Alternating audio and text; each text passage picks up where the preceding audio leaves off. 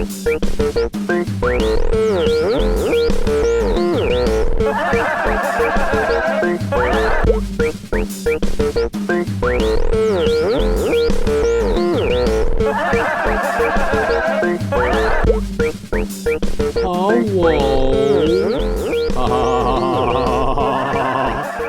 your old chuckle buddy. Guess who? Johnathan James Ramcharan, reporting live for duty, February 12th, 2018. Welcome to Johnathan Ramcharan, the podcast. This is a podcast, and you can tell everybody this is a podcast. I hope you don't mind. I hope you don't mind. Elton John apparently is on tour, final tour.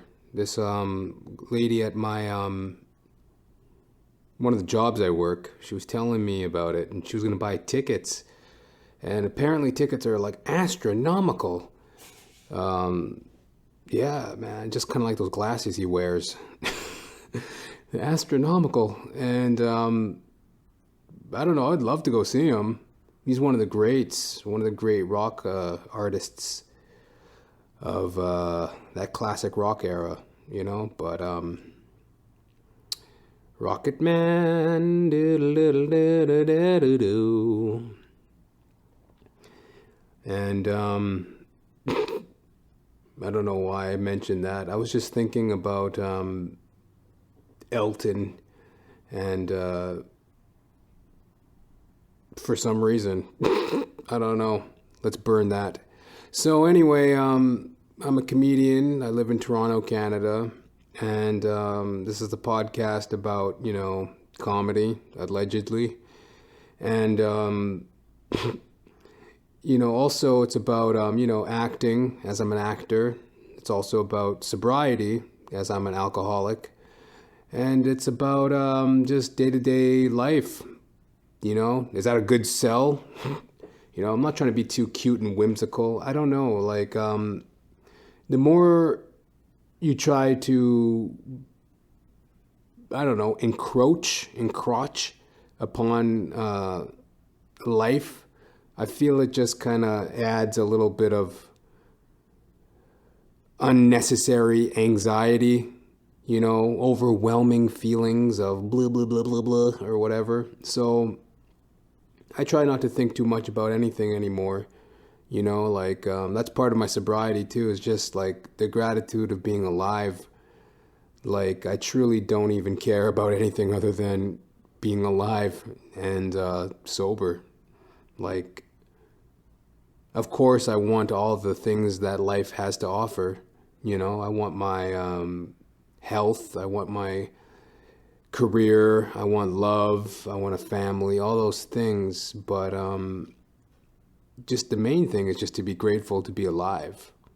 Like, I was on my way to work today, and I was passing by this bird's nest, right, with like a sparrow's colony, and it was illuminated by like these upward slanted LED lights. And it had this beautiful glow to it. And it was like 6 a.m. this morning. And the lights are on, and there's like a little bit of a shadow glaring. And these sparrows are just buzzing around. And they're not just eating, they're not just existing, they're not just existing. They were doing more than that. They were socializing. These sparrows were socializing. They were socialists, these fucking red cat pieces of shit. I want to ship them back to the fucking red state.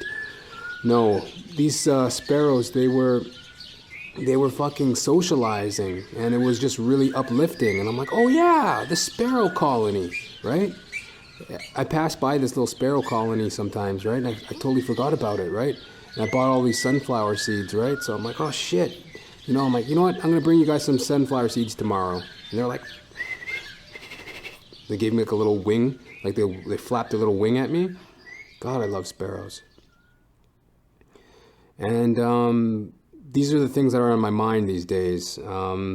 just the gratitude for life, and just always trying to cut back on the anxiety, the anxiety to, I guess, be something, you know what I mean? I already am myself, and that's good enough. So as I said, I'm an alcoholic. As you can tell by that, I don't know what you want to call that, metaphysical ramble that I just did. I live in Toronto, Canada, and now with like a year, today I'm actually, yesterday I was 1 year and 3 months sober.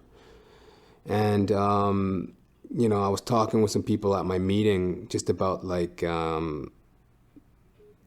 the reality of alcoholism and what we were like on our first couple months, the early stages of our recovery. And we were talking about the jitters. I got the fucking jitterbug blues, honey. We were talking about the fucking jitters, and a lot of us had the jitters like a motherfucker. Like, it's the jitters is like when you're in a state of mind where you're having like anxiety attacks. You're trying to catch your breath. You're trying to calm yourself down. You're overworked. Well, I wouldn't say that's the last thing an alcoholic ever is. We weren't overworked, but we were like overly stressed and just kind of shaking and jittery. And you're crawling in your skin and you're having an anxiety attack and you're in this agitated state of mind, like just indefinitely. And it's just a horrible state to be in. And we were talking about some of the detox centers that, our group helps to, do service work in. We go and talk to different people that are freshly sober. And we were just reminiscing about our time in the early stages of recovery with the jitters, man. It's a horrible state of mind. You're crawling in your skin. You're anxious, you can't calm down, you can't catch your breath, you can't catch a break. And this is all just stuff that I'm grateful for this day and age, Also, an interesting little situation yesterday was after my meeting, I walked home with somebody in my fellowship. She's a lady. And she's got like, I guess like 2 years, coming up 2 years of sobriety. And, she had a rough and tumble life. She was a very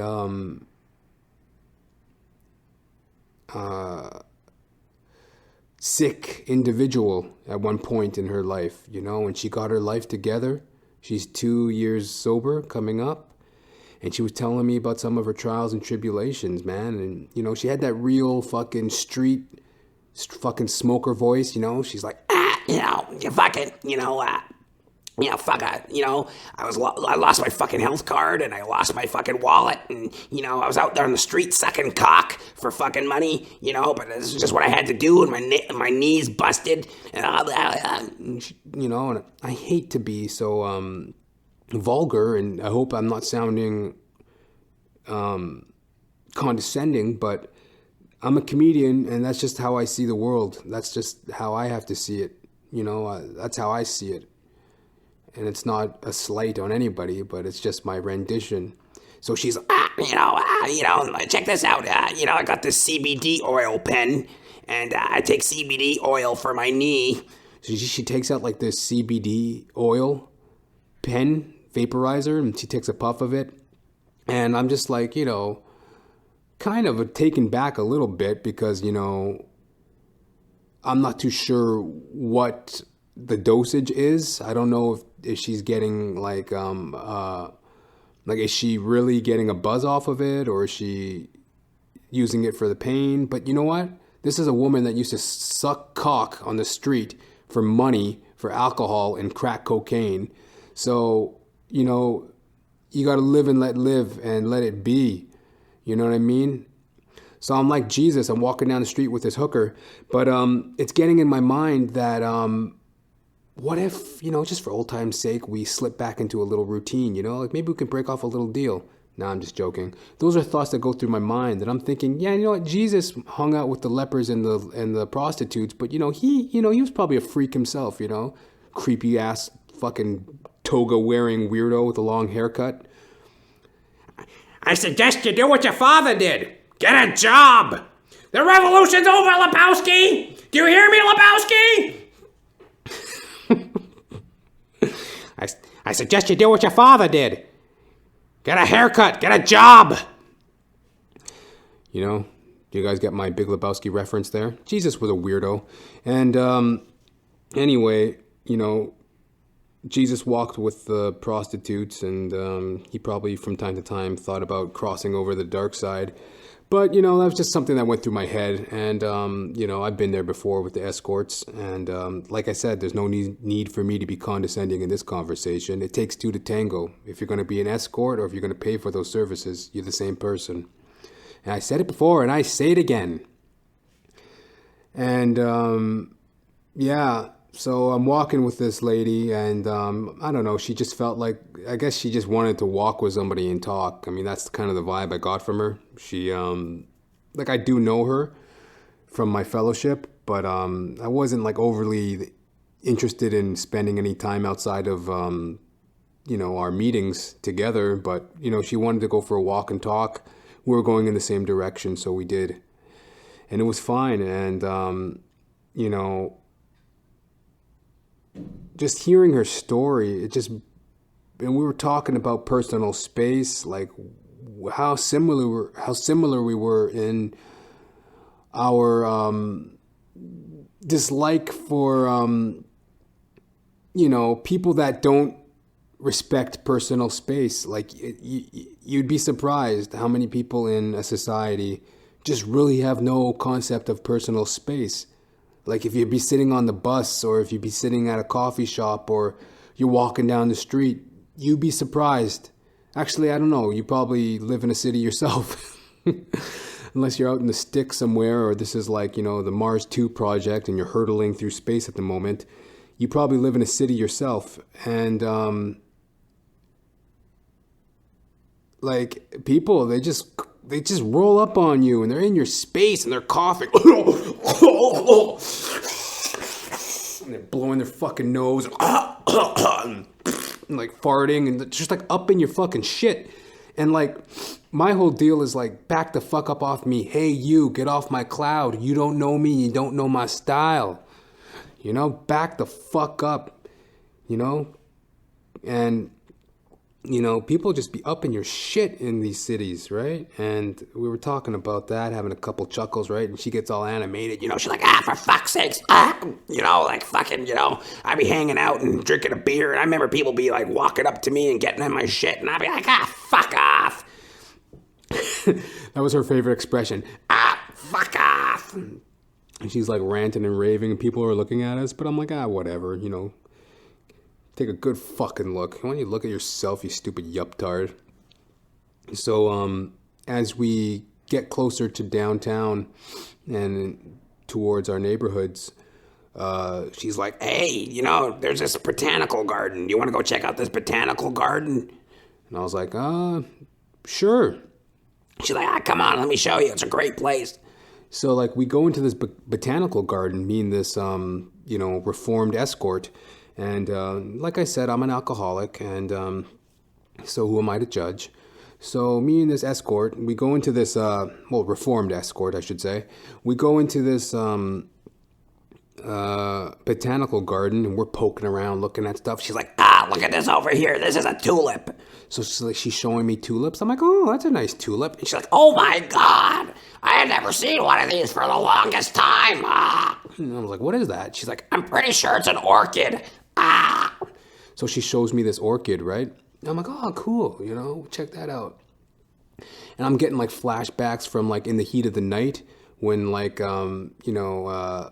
Sidney Poitier goes to check on that fucking plantation owner, and he's in that greenhouse with all the cotton, and the guy slaps him, right? And then Sidney Poitier, he backhands that fucking plantation owner. He just wah! The guy's clutching his face, right? And he looks at Sidney Poitier and he goes, "There was a time when I could have had you shot." So, I'm looking around, getting these eerie flashbacks, and, but luckily I was there with my friend in sobriety. She goes, Oh my God, look at these poinsettias and oh, look at this. I think that's a pineapple tree. and she showed me like a pineapple tree or a plant, I don't know what. And then she showed me, oh, look at this over here. There's some bananas. like there was like these bananas growing out of the, this banana tree. And then, oh yeah, and then there was like this statue. It was like a cherub, right? You know what a cherub is?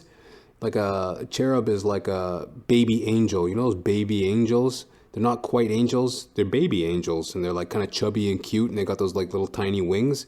That's a cherub. She's like, oh, look, a cherub. And I'm like, oh, okay. There's like a statue of a cherub. But like right next to the cherub, which was all like majestic and serene looking, there was like a statue of this goose. This like wild goose, and its like head was cocked to the side, and its wings were flapped, right? I'm like, this fucking goose, right? I was like, oh my God, look at that goose. And she goes, ah, a goose. Yep. And then, she's like, well, it was a very nice day. It was nice hanging out with you today. I was like, oh, it was nice hanging out with you too. She's like, God bless and good luck. And I was like, yeah, you too, miss. And then we went about our day. We went our separate ways. And that's like the beauty of sobriety, You meet different people, you hang out with different people, and it's all good, And, I ham it up for comedic effect. And like I said, that's how I view the world, whether it's funny or unfunny, or good or bad. There's a slight pang in my heart because I am embellishing the situation. Of course, she didn't quite sound like, Donald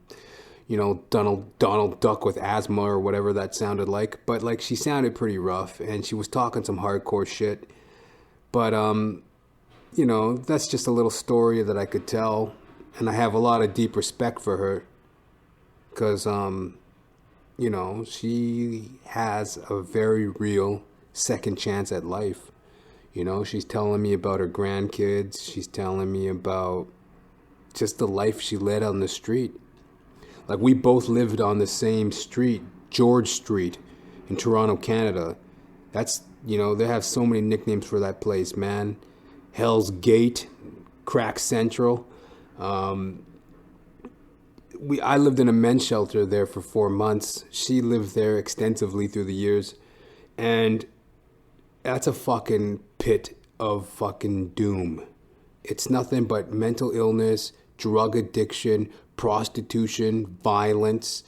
And, we're both out of that. And we're both sober from that. And, we're talking like there's a saying there, like, are you going right or are you going left? Are you going north or are you going south? Because, like, depending where you're standing on the street, if you're going left or right, that's how you know a person's going to go get crack or booze. If you're going right, that means you're just going to the liquor store, as if that won't kill you. But you're either going to the liquor store if you're going right, or you're going to the crack fucking trap house if you're going left, right? So we're talking about that. And, I just had a lot of respect for the woman. And, it's a weird life we lead out there in addiction, I'm not trying to hearken back to it so much in these recordings, but that's really like, I'd be a liar if I didn't talk about these things because that's what my life was. I'm not trying to get attention or be cute. There's a lot of people, a lot of these actors, I notice a lot of like famous people, open up about their drug addiction or open up about their alcoholism. And it's not, it's brave because, on one hand, who the hell wants to admit their faults? But sometimes there's a sense of show business to it where it's like, oh, it's a cutesy tootsie. Oh, I open up about, so and so opens up about their drinking problem, and it's like, so yeah, we heard that on the set of DBWW, another stupid fucking blockbuster, you're having a drinking problem. Can you tell us about your drinking problem? And the person would be like, oh yes, well, I was in the UK shooting a film, and the drinking was just getting out of hand, and I had to really like search within myself to find like what was at the core essence of my being and what it meant to be an actor and fight through it. So I checked myself into a rehab in Malibu, and here I am, 4 years sober, completely different actor, thespian, and just it's like, shut the fuck up, all right? Like, don't be cute about it, Like, who am I to compare my pain to anybody else's, right? But some people are putting on the fucking Ritz, you know what I mean? Like, when you're in hardcore addiction, that's all you do. It's all you think about. And it's not something that you want to talk about. I never wanted to fucking have to talk about this. But, and I ain't trying to be cute, and it didn't add to any artistic fucking motif that was in my head, All it did was just fucking take me out of the game for 5 years. And, grateful to be, hosting my podcast and just fucking trying to get down in general, I met a guy that I work with in my temporary labor gig that I do to keep my dreams spinning. As I mentioned before, I do temporary labor, and there's a guy, he stood out. He stands out, he stands out as a really nice person, but he's a drunk. He's always got the booze on his breath. His teeth are starting to go. His body's starting to go. He's skinny. He shakes like a fucking leaf. He's chain smoking these cheap fucking knockoff cigarettes. And you look at him and there's like a fucking sadness about him, but there's such a beauty in his personality. He's a funny guy. He's a sweet guy. The other day he was mopping a floor at this store that I work at him with, right? Doing temp labor. We work at this furniture store doing temporary labor. And sometimes we assemble furniture, and sometimes we mop the floor and just clean up. And one day he was walking by like a dining room setup, right? A dining room setup at the furniture store, and he takes a glass off of the table and he pretends to wring the mop into it. And it just cracked me up. He's like wringing this mop water into this fucking this glass, and just like that silly sense of humor that people should be blessed to have, right? You should never fucking take anything too seriously. Joke around a little bit, right? It gave me a laugh. It made my day better. But the main thing is he has a gentleness, a kindness to his spirit. And I noticed that about him, right? He stood out. And as I got talking with him last week, turns out he's a musician. He's a bass player, like myself, right? And I'm like, oh, you have this creative side about you. And I didn't say that to him, but I'm like, I could kind of tell, he had this kind of something different about him. He wasn't just like this completely soulless, lost person, right? Well, he's lost. I mean, he's in hardcore addiction. Like, he's an alcoholic. He was shaking like a motherfucker. He went to the bathroom and puked once, and then he had to leave work, because he was quote-unquote sick. And I understand, man, because I've been there myself. And anyway, I was talking with him, and he's a bass player. And I checked him out on YouTube the other day, and like he's a legitimate musician. Like, he's played like the Phoenix nightclub in Toronto, Canada, fucking Horseshoe Tavern, the Opera House, different venues in the city that are legit. And I saw a video of him playing from a few years back, and he was just ripping it on the bass, and he was playing on a Music Man Stingray, right? That's a very expensive instrument. That's like a $2,000 instrument. So, he's an awesome player, and he has a great instrument, like an expensive instrument. Like, he's a legit musician. And unfortunately, here he is now in this position as I hate to say, a washed up drunk. And,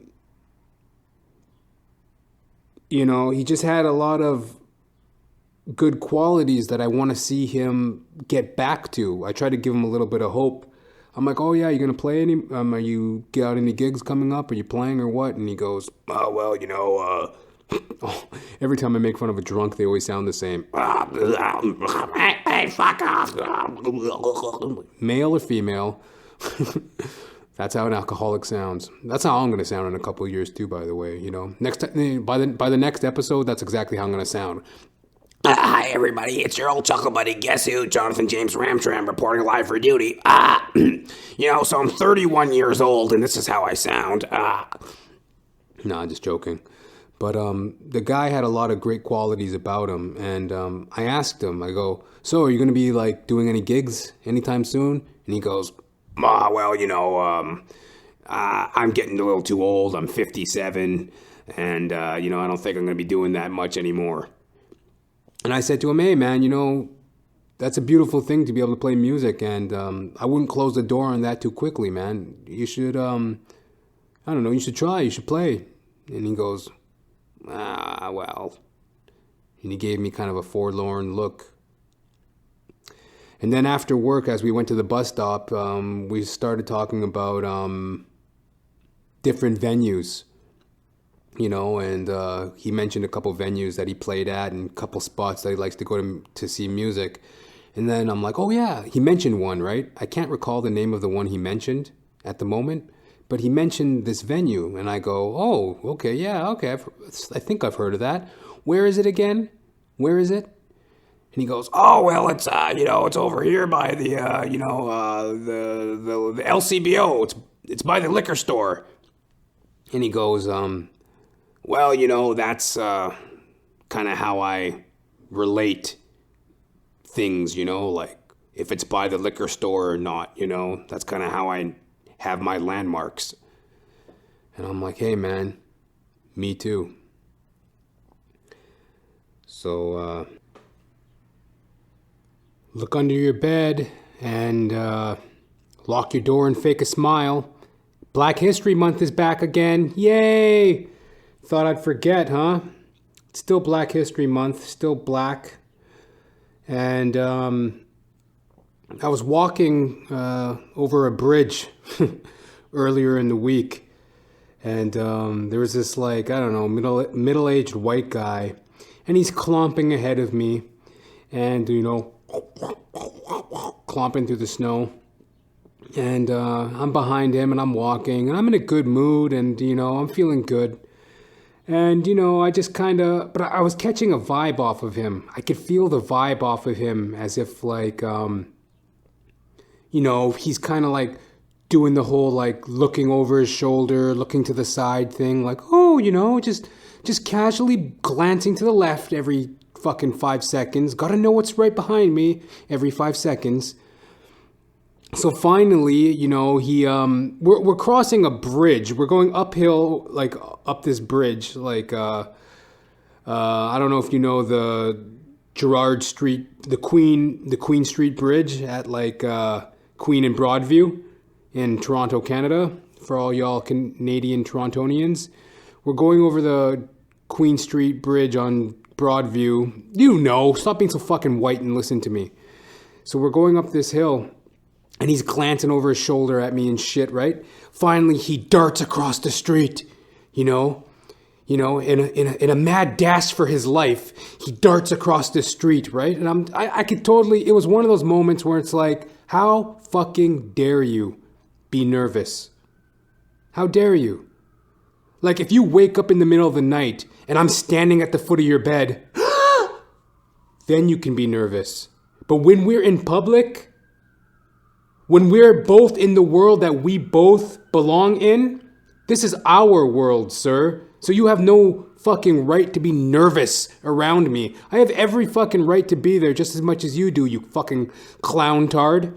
You know, check your head, you know, getting all nervous and shit, looking at it over his shoulder, like, a black man walking with sunglasses, and he makes a mad dart for his life across the street. He risks his own fucking well-being to run out in front of a fucking streetcar to get away from me.